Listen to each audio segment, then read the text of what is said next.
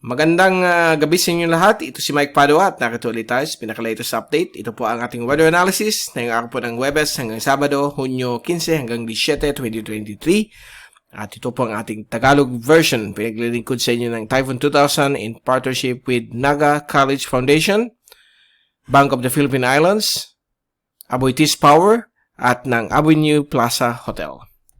Diretso na tayo sa ating GraphSat. Ito po yung analysis na yung Huwebes hanggang bukas, Biyernes. Yung hanging habagat ay bagyang humina na po. Southwesterlies na po ang tawag. Mahinang habagat. At ito po ay pinapalakas pa rin ng frontal system na unti-unti po itong humihina na. At nagbibigay pa rin dito ng mga pagkulog at pagkidlat sa bahagi po ng Hilagang Luzon, lalo na sa Cagayan Valley, Ilocos Region, Batanes, Babuyan Group.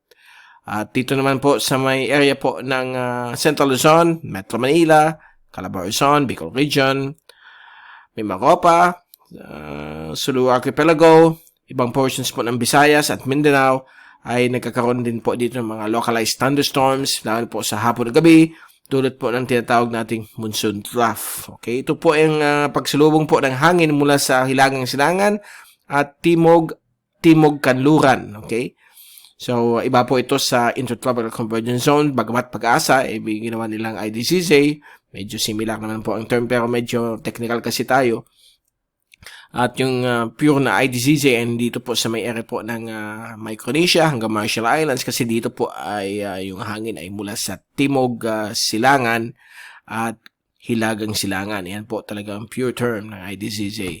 Bagamat pwede rin natin sabihin na IDCZ yan kung talaga isasali natin ang iba't ibang direction ng hangin. But in textbook ng meteorology ay mostly yung mga deeper meteorology textbooks, okay? Monsoon trough po ang tawag dyan. Kasi southwesterlies and northeasterlies nagko-converge. So, wala pong LPA or bagyo na pwedeng mamuo sa loob ng 5 at 10 araw, but meron pong isang model, the usual, the fantasy model, ang tawag ko dyan kasi minsan hindi na tumutuloy yung American model, masyado silang aggressive lagi, but minsan natutuloy, minsan hindi. Ang peg po niyan ay yung European model. Pag lumabas sa European model, sureable yan na tutuloy, magiging bagyo po yan. Pero pag wala, unti-unti mawawala din yan sa American model. Okay, dahil ang European model, leader yan pagdating sa long-range forecast. Kaya magaling po sila sa mga forecast. Although, syempre, mga models naman yan, nagkakamali pa minsan-minsan, dahil computer naman po yan. And in time, syempre, may AI na tayo, lalong mag-i-improve po yan. And yung mga forecast ay lalo pang mag-i-improve. Okay, so ito po yung fast animation. So nakikita po natin dito ang paghina po ng habagat. Ito po yung Mayo Front at dito naman po yung IDCZ at dito naman po yung tinatawag dating monsoon trough. Nandyan po siya. Okay, and pag tinignan natin yung zoom na animation mula sa windy.com galing sa UMETSAT satellite nila. Okay, so nakikita po natin dyan ang mga thunderstorms na simula kaninang early afternoon hanggang early evening ay nandyan pa rin po siya. Mas malalakas po dito sa may Luzon at may Maropa. But as the evening progresses ay nawawala naman po yung mga thunderstorms na yan. Ganun lang po yan. Then umaga may init na naman po. So ito yung ating wind at pressure forecast mula sa European model. So for the next 24 hours bukas ng Biyernes ng hapon ay mukhang may mahinang hangin mula sa Timog at Timog Silangan sa coastal na areas po o coastal waters ng Luzon at Eastern Visayas at ang ibang bahagi po ng Mimaropa, Visayas at Mindanao ay magiging kalmado hanggang paibaba po ang direksyon ng hangin sa West Philippine Sea. Mukhang galing na po sa Timog ang direksyon po ng hangin. Sabado ng hapon mas kakalat po hanggang Bicol po ang variable winds o kalmado na hangin hanggang sa may Luzon. Samantala dito sa may coastal waters po ng Luzon ay mula sa Timog Silangan, Timog ang direksyon po ng hangin. At sa Linggo ay magiging mahina pa rin. Okay? Kalmado hanggang variable winds. At dito po sa may dulong Hilagang Luzon ay may konting hangin mula sa habagat o yung mahirang habagat. Bumabalik pa rin dahil meron pong bagong frontal system dyan sa may south of Japan. Now, yung binabanggit po nating mamumuong bagyo mula sa American model, ito po yon. Sa 19 po, sa Monday, mag-form po siya bilang isang low pressure. Tuesday, magiging active LPA po siya. Wednesday, posibleng maging tropical depression. Thursday, June 22, tropical storm. Friday, June 23, severe tropical storm. At sa Sabado, June 24 or next Saturday, hindi na yung Saturday, okay? Yung next Saturday, typhoon po siya patungong Northern Luzon.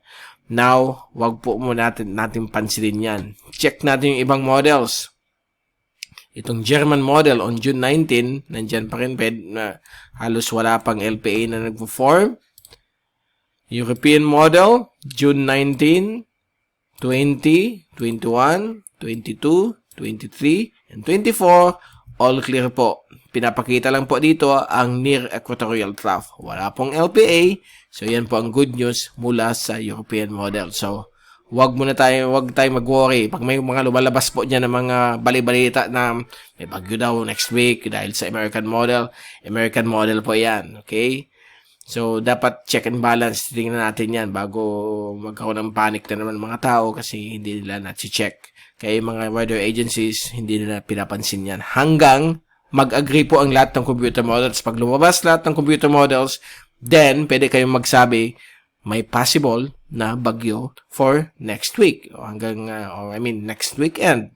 Hindi na yung darating na weekend, okay? So, babantayin po natin. Sinusubaybayan po natin yan all the time. Mauna na sila magbalita dyan sa YouTube. Yung mga ibang mga nagbabalita sa bagyo. But, ina-avoid po natin magpanik ang tao, okay? Binibigay lang natin yung pinaka-factual na balita at ina-analyze talaga natin o ina-analyze ko ang proper dissemination ito sa mga weather systems. Para chillax lang po tayo, hindi magpapanik. But, pinapakita lang kasi dito sa mga computer models yan, iisa lang yun, American model. So, we will keep you updated on that. Let's hope and pray na hindi lumabas po sa European model at mag-pray tayo na maglaho na rin sa American model. Or else, pag matuloy, talagang panahon kasi na yun ng tag-ulan, talagang uso yung mga sunod-sunod mga bagyo. Hopefully, hindi po tayo maapektuhan. Okay, sa rainfall accumulation forecast naman mula sa European model ay kitang-kita po dito ang mga localized thunderstorms lalo na sa hapon ng gabi. Kalat-kalat po yan sa buong Pilipinas. Minsan may mga malalakas po niyan ng severe thunderstorms na maglalabas po ang tinatawag nating downburst. Ito po ay yung pinakasagsagan o pinakagitna ng thunderstorms na kung saan doon niya binubuhos yung malakas na ulan. Ang tawag po natin dyan ay yung downburst. So, ito po yung example ng isang thunderstorms na kung saan, pag sinabi natin downburst, ito na yung area na kung saan binabagsak niya na yung malakas na ulan. At may kasama po yung hangin na umabot po ng 30 to 60 kph. Ang iba hanggang 80 o 90. So, mag-ingat po kayo sa mga na-affectuhan po nitong mga localized thunderstorms. Hindi mahirap po i-forecast yan kung saan exactly. Kahit sabihin sa Naga may thunderstorm, yung pala sa tabi lang. Okay? So, ito po yung direction ng hangin. Palabas po yan pagdating sa surface. Galing po yan sa taas. Pag ganyan yan. Okay? Minsan pag ganyan direction, papunta sa harap ninyo. Okay? Sa likod. Pag ganyan. So, yan po ang tinatawag nating downburst. Pag nandyan, zero visibility yung ulan. Halos hindi makikita. Pero mga few minutes lang yan. Depende kung gumagalaw yung thunderstorms. Kung mabagal, umabot yan ng 30 minutes hanggang 1 hour o 2 hours. Huwag naman 2 hours kasi magkakos po yan ng mga flooding sa low-lying areas at landslides din. So, mag-ingat lang po kayo. Lalo na sa mga kidlat, sa mga open fields, huwag munang lumabas. At sa karagatan, huwag din pumalaot kasi minsan may mga water spouts yan, mga liliit na ipo-ipo sa dagat. Dito sa atin, sa mga thunderstorms, common lang yun. Tinatawag nating funnel cloud. Yung parang imbudo na ipo-ipo na hindi tumatama ng lupa. Kasi pag tumama ng lupa yan, may hinang tornado po yan. Tinatawag natin. Pero may mga hangin naman ng paikot na sa landmass lang nag-uumpisa. Ang tawag po natin dyan, gustnado. Hindi pa siya full-blown na tornado. Kasi minsan, pag may funnel cloud, hindi pa tumatama sa lupa, pero sa kalupaan, umiikot na rin yung hangin. Gastnado po ang tawag dyan. Hindi naman po siya umaabot ng more than 100 kph. But magkakos din yan sa mga mahihinang bahay, mga bahay kubo, yung tinatawag nating may mga light damage. Okay? At so yun po yan sa mga mahihinang bahay, magkakos rin yun ng damage. So mag-ingat lang pong lahat. Okay? So yan po ating latest analysis sa panahon. At yung sinasabing LPA na posibleng maging bagyo mula sa American model na hindi pa po yan sure. Now, sa Global Tropics Hazards Outlook, ito yung latest galing sa Climate Prediction Center, yung NOAA, okay? Ang kinukuha nila dito, mostly American model. Kaya, nakikita niyo sa week 2, week 3, valid June 21 to June 27, ay pinapakita po dito sa may Eastern Philippines, 20 to 60% ang probability ng tropical cyclone formation. So, iyan po ang forecast kung matutuloy po yung LPA. So, hindi pa po yan sure. Medyo medium and probability. Ito naman po sa week 3, valid June 28 to July 4, medyo mababa po ang probability. Low chance, okay?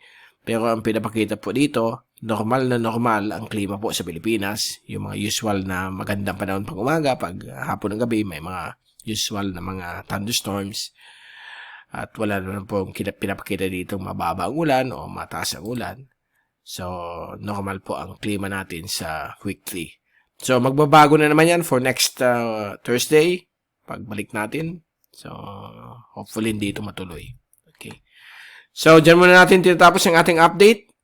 At we'll see you again on Saturday to give you the very latest, mga latest sa ating panahon, lalo na doon sa posibleng LPA, but hopefully hindi matuloy.